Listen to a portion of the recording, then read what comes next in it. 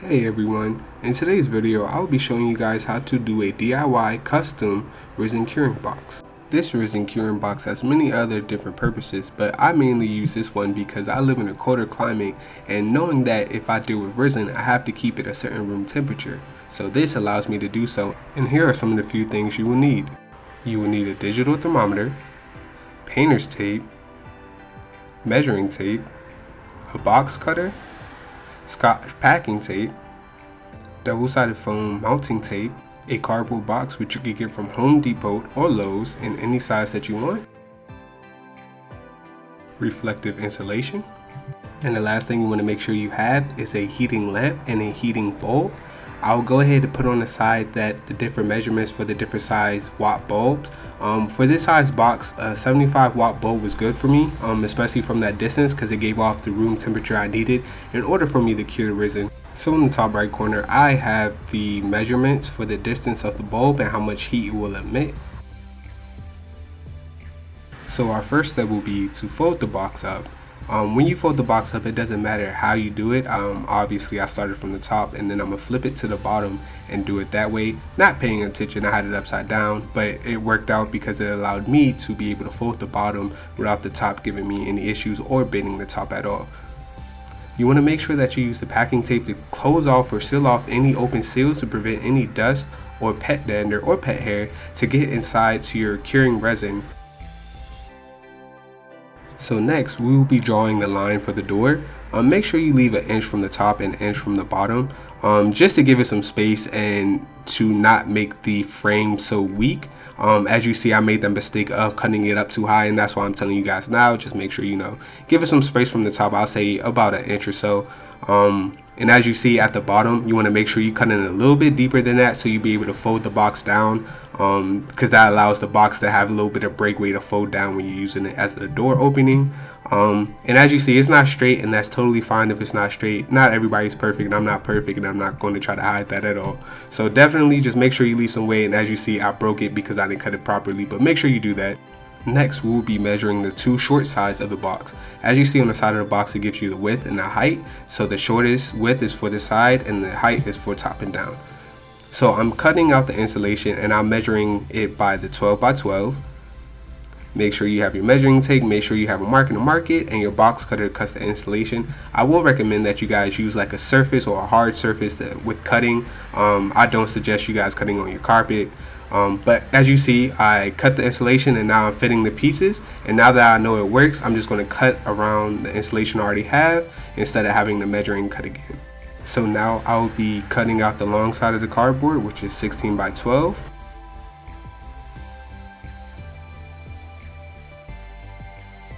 Now I'll be fitting in the insulation pieces, making sure that everything fits properly before I finally seal the deal with the tape.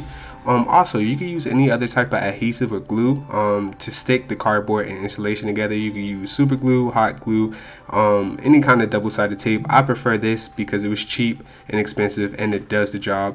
Also, you might notice there's a little bit of excess on the insulation when fitting it into your cardboard box, and that's totally fine. All you would need to do is just trim it off, and you should be totally fine. This will allow you to properly close the box without any issues. Also, I will have links in the description of the material I use just in case you want to use the same material, but you do not have to. So next we will be cutting out the insulation for the bottom of the box, which is the length times the width, but in this situation it's going to be 16 by 12. Now you want to make sure that the insulation you just cut fits the bottom of the box. If you have any excess, just go ahead and trim it off, like I said earlier in the video. After you fit the insulation, then you can go ahead and put down your tape or glue or any adhesive you're using.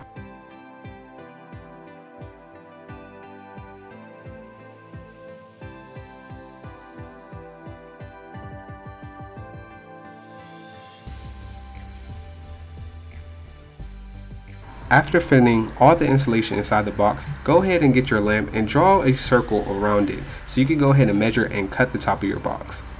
As you see, I am cutting sidelines for the lip to hold the light. I messed up, but go ahead and make sure that you guys draw the line into the circle slightly. Then you want to go ahead and make sure you use the duct tape to seal off the top and go ahead cut off the lines so that you can go ahead and prepare to fit your light.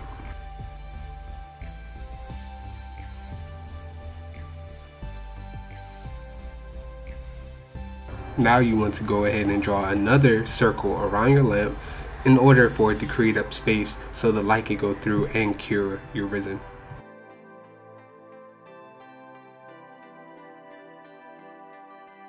Now that we have our lamp opening ready to go, now we're going to cut insulation for the door. Please be sure to fit the insulation to the door and make sure it's good. Make sure it doesn't overlap the sides or the top, because that will cause issues with trying to close the door to the box. So make sure that if there is any excess, go ahead, just draw a marker through to where the excess is and just cut it off before you put it on there, just to make sure that everything closes properly, because the last thing you want is for the fumes to leak out and the heat to leak out. Right here I'm just adding in extra pieces to where there is cardboard and it needs to be covered. You can go ahead and do that. You don't have to, as long as you got majority insulation.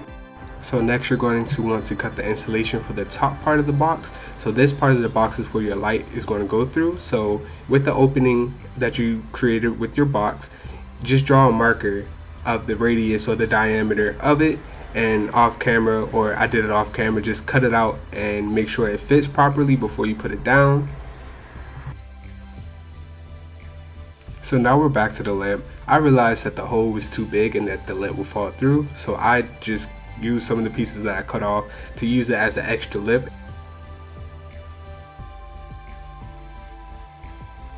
So now that I've set my lamp on the lips and I've realized it's not going to fall through, you can go ahead and use a surrounding surface to hold it in place. I used the box that the lamp came with. If you don't have that, you can also do the same thing that you see here. Just find some extra cardboard and cut a circle around it.